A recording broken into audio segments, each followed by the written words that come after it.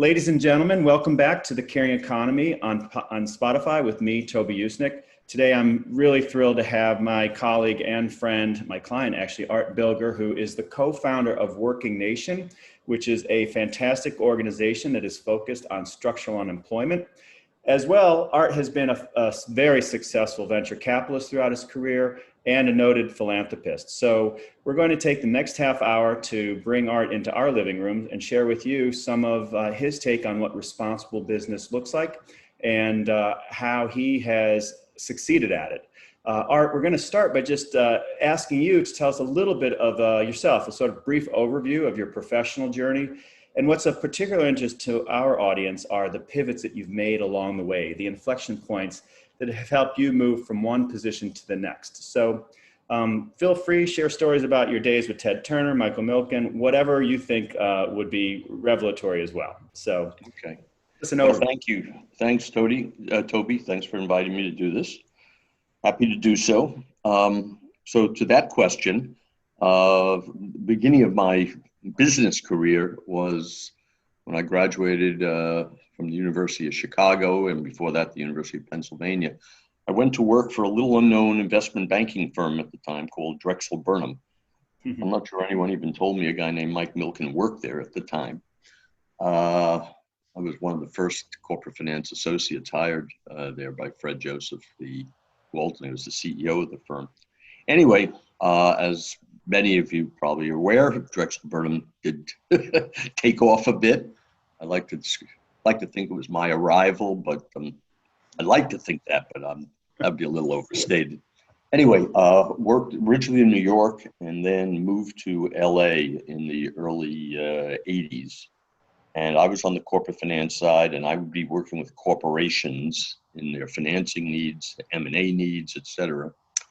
And to a point that Toby just made, in like 1985, I met a really interesting guy. His last name was Turner, first name Ted, and I became investment banker for Turner Broadcasting.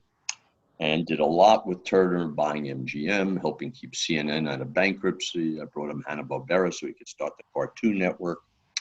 And I mention that because that had significant influence in many of the things I've done afterwards, including the creation of Working Nation, which I'm sure we'll talk about.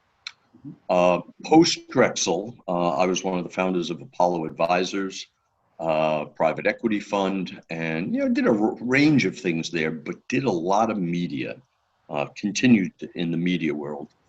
And ultimately, we created the largest Fox affiliate group in the United States by pulling together two bankrupt TV broadcasters, one healthy one. By the way, I'll also mention that I was the one who bought control of the debt of Telemundo when it was in bankruptcy in '92. You didn't have to be so smart to see the opportunity. Think Hispanic broadcasting might be an opportunity, given I lived in Los Angeles. Anyway, we put together those other two bankrupt broadcasters, one healthy one, and courtesy of a giant check from Rupert Murdoch, we changed all the affiliations to Fox.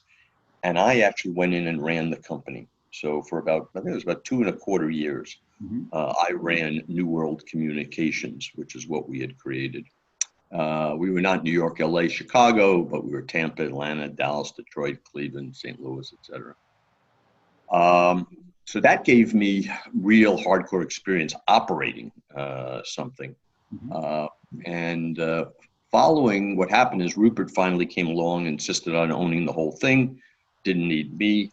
And so I moved on looking at other things. And about 1.5 years later, I totally by accident ended up in a whiteboard session at MIT. What had happened is a not-for-profits board that I was sitting on. I went to a board meeting and a guy leaned over and said, "Art, you're not doing anything. Why don't you come to Cambridge and meet the smartest human being you'll ever meet in your life?" And I said, "Sure, I'll do that." Jumped on a plane the next week, and as I said, went to MIT, got a whiteboard session by a professor and his PhD student on how they were going to speed up the internet. Fast forward, this was the startup of Akamai Technologies, I ended up as one of the original investors in Akamai and vice chairman of the board. I think the team was very interested in me because of my ties to many media companies, also my ties to Wall Street and money for funding for the company. Anyway, we'll sit here today. World's changed a lot, but Akamai Technologies is a very successful piece of the internet backbone in this country.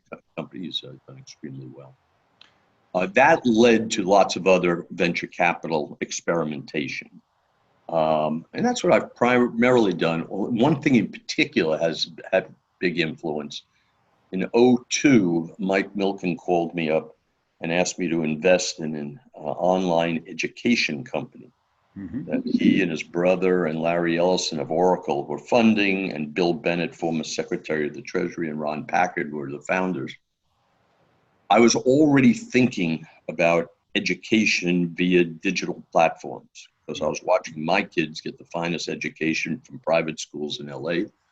And I wanted to figure out, how do you deliver that education to kids 10 miles, 100 miles, 1,000 miles away?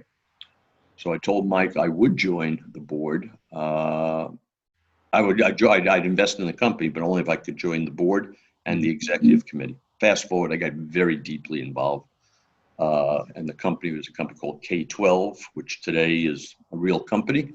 And I don't know if I should use the word unfortunately thriving now, courtesy of the pandemic. I'm not involved with the company anymore, so I don't know really the details, but I do know the stock has ranged from 15 to 52 in the last 12 months. Anyway, that has led to a particular area of investment for me in terms of the education and technology world. And matter of fact, I even had a meeting yesterday on what looks like a very, very interesting, another ed tech company. So we'll see. Fantastic. And Art, when you've done these investments, and when you've gone after these or worked with these great brands, you've been a purpose-driven person your whole career. I know this because I've worked with you, but how has that infused those pivots along the way, from Apollo to Fox and the Telemundo acquisition to the momentous trip to MIT? It seems to me that you've always had this moral compass pointing north, and that has influenced your decisions as well. I guess I was just, what I used to like to say is, it's better to be lucky than smart. And to be very honest with you, I actually believe a lot of it's luck. Being at the right place at the right time. But then the key is, can you capitalize on the luck? And because I really believe finding my way to Drexel Burnham when no one ever even heard of this firm, no one ever heard of Mike Milken at the time. The online education thing that Mike came to me with, it was a lucky moment. But then it's a matter of how do you then take advantage? And I think I've done a pretty good job taking advantage of the luck that has come my way over my life. Ladies and gentlemen, we are with Art Bilger, the founder of Working Nation, the fantastic nonprofit focused on structural unemployment. He's a highly accomplished venture capitalist and philanthropist. Art, let's jump right into Working Nation for our audience. You, in your evolution, you have really, for several years now, tried to awaken business leaders and public policy people around structural unemployment and what's coming, the slope of the curve, which you talk about. Can you tell us a little bit about Working Nation, the non-for-profit that you started, and then we'll ask you a little bit more about some of the brands that have supported you, the corporately responsible businesses that have come behind you. Yeah. As Toby mentions, Working Nation is a not-for-profit media enterprise to educate the people of this country as to what I was saying for a long time, the most critical issue facing our nation. I may have to move it over to a second spot, given courtesy of the pandemic. Although the pandemic, I fully expect that there'll be a vaccine. And so we will solve it. Obviously, it's terrible along the way, and the people ill and the people dying, but there will be a vaccine. Mhm. There's no vaccine for structural unemployment.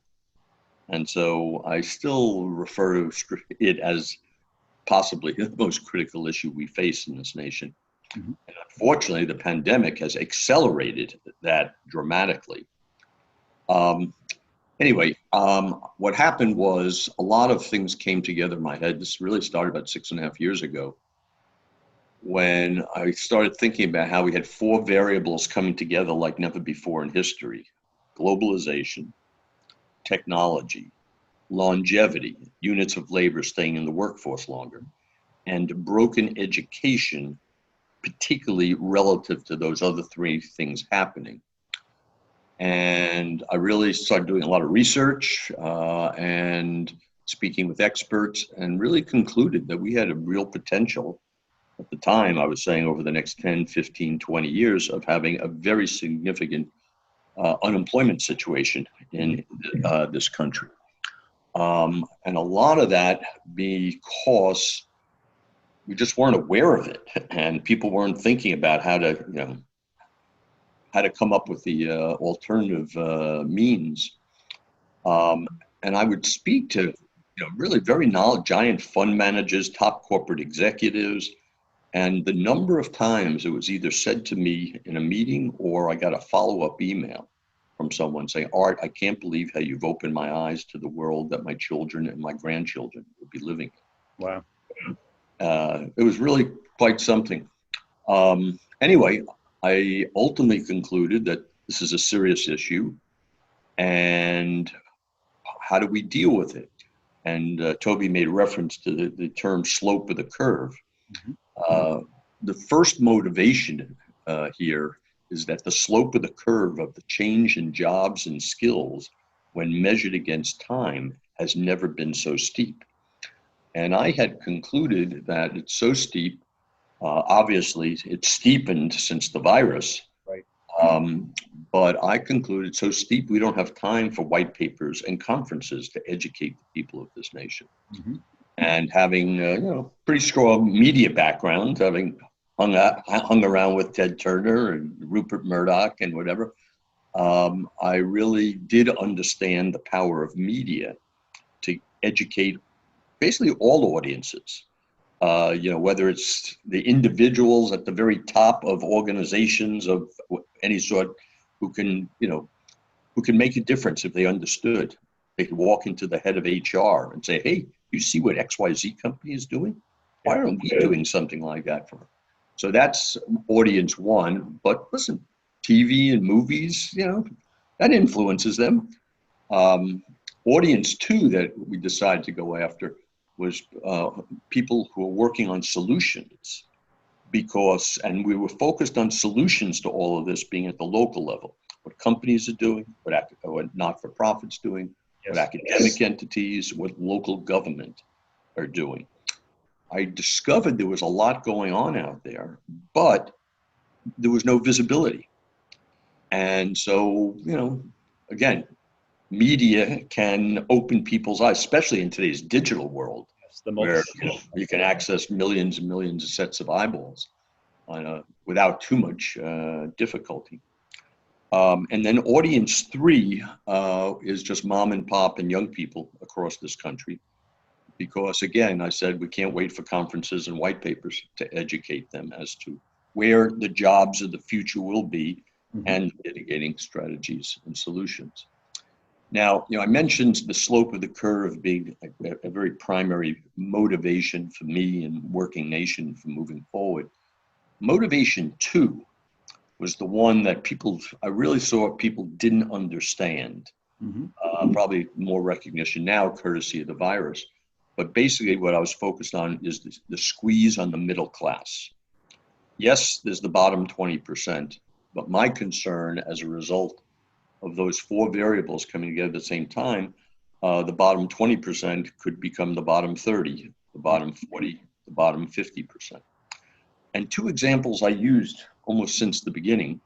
I used the driverless vehicle as an example. Yep. I think driving for a living might be the employers. largest job Mhm. area in, I think, something like 30 states Mhm. in this country. And that's a middle-class job in this country. And, I don't know if it's over the next 5, 10, 15, 20 years, but many, many of those jobs will disappear. The other example I've always used, and this is an area I'm deeply involved in, is how a marketing department of 10 will become a marketing department of 2 Mhm. because of data and analytics.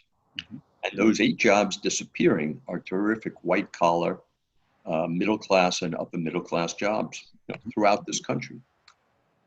Data and analytics, within the next 5 or 10 years, there won't be an aspect of business, government, or the not-for-profit world that isn't driven by data and analytics.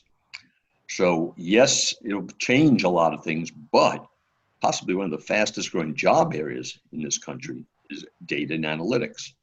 It happens to be an area that I was a founding funder of the Wharton School at the University of Pennsylvania. The Wharton School's whole data and analytics program beginning back in 2008. So that's an example of the type of story we want to tell, because there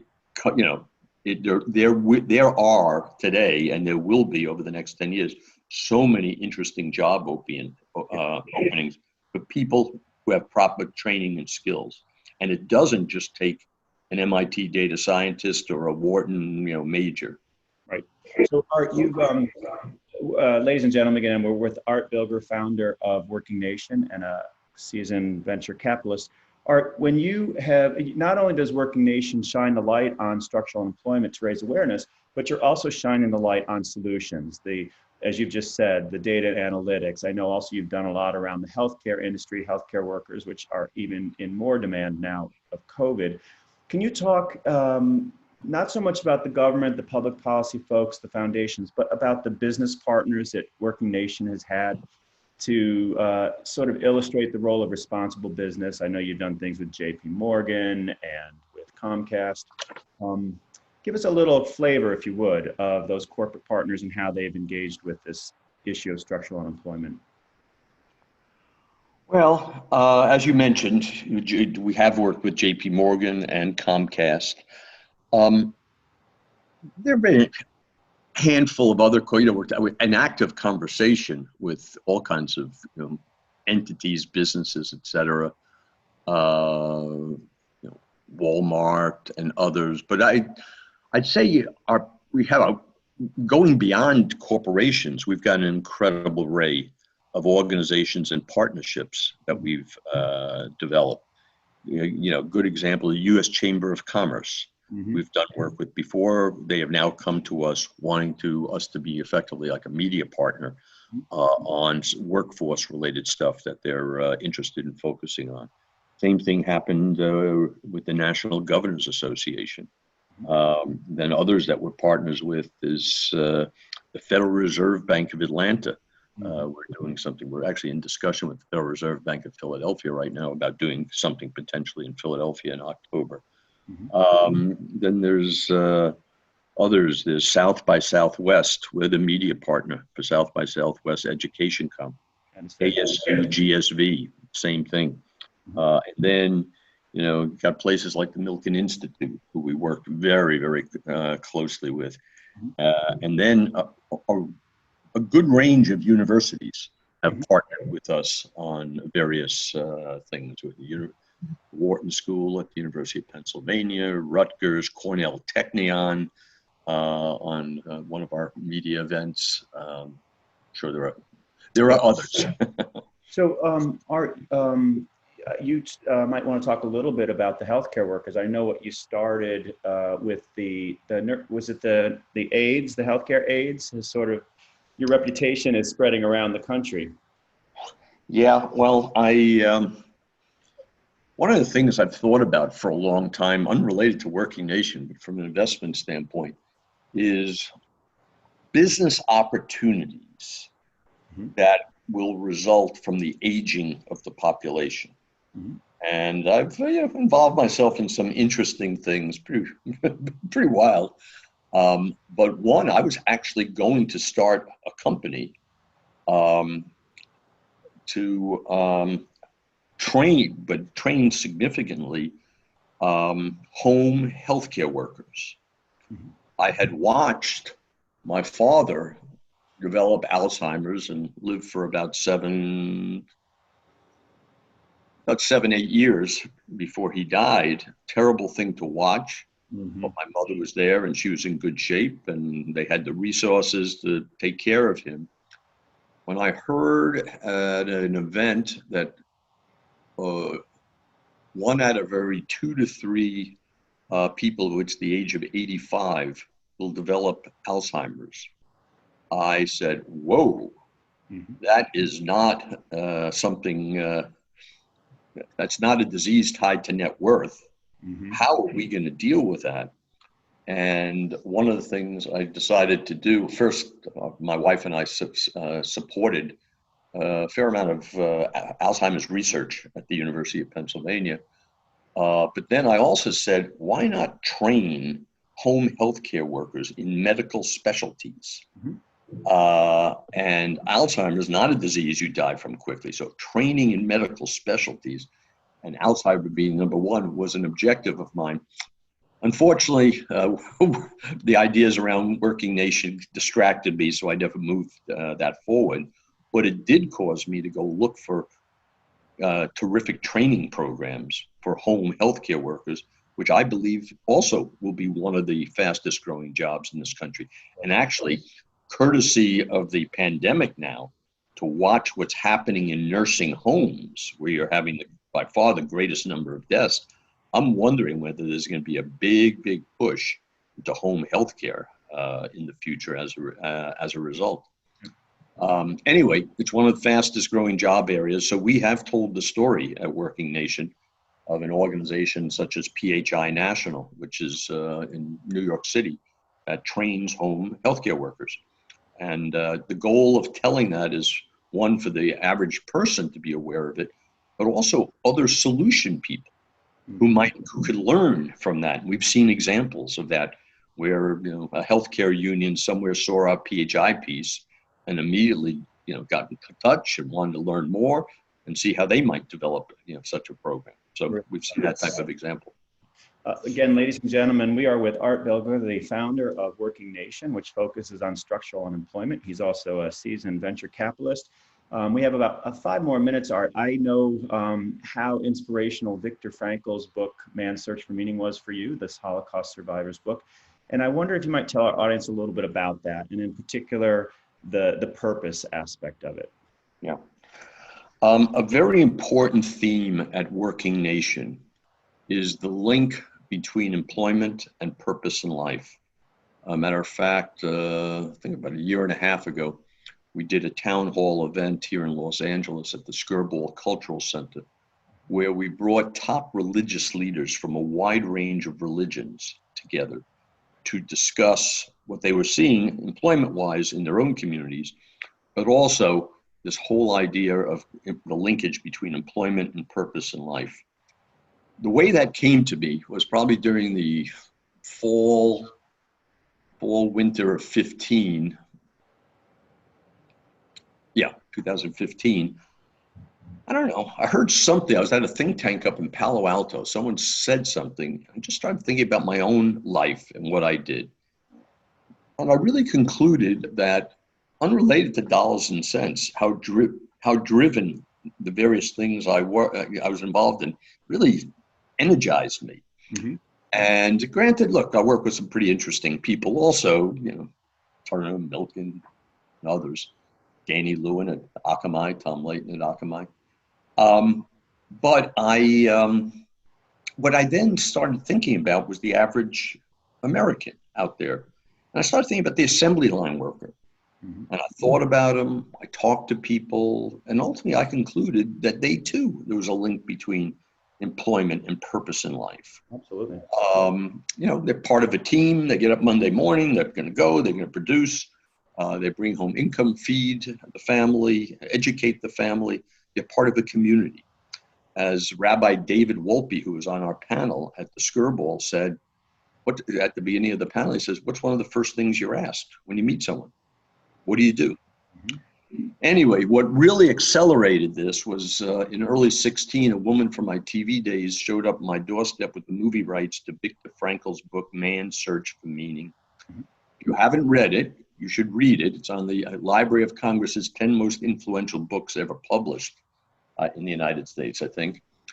I was not interested in making a movie. I was aware of the book, but had not read it. I read the book, and it was just a perfect fit in this theory of mine about the link between employment and purpose of life. And basically, Viktor Frankl, who survived, concentration camps, including Auschwitz, he was a psychologist pre-World War II in Vienna. He came out with a theory that it was those people who seemed to have greater meaning in life were the ones who had a greater probability of surviving the concentration camp experience. And I will tell you, it's made a real change in the way I think about a lot of things. I've brought the book to many people's attention, and I will tell you the number of thank you notes that I have gotten. I highly recommend, if you haven't read it, read it. It's a quick read, but it's really very insightful. And thank you for introducing me to the book, Art. So, ladies and gentlemen, this is Art Bilger, the founder of Working Nation and the venture capitalist. Art, we have about 30 seconds left for you to give us any final thoughts on purpose and Working Nation. And over to you. Well, as I said, these employment issues have been accelerated. This is a very, very serious issue, but I really believe there are solutions, but we must educate the people of our nation as to where the jobs will be and the solutions. Where can they get the skills? And education, I think education is going to change quite a bit in this country. But I'm an optimist. I really believe there will be employment for people who want it in this country. It's just a matter of finding the right set of skills that will fit for those jobs of the future. Check out workingnation.com, which is the website, and you'll learn a lot. Hear, hear. Thank you again, Art Bilger and the team at Working Nation. And we will be in touch next week with our audience.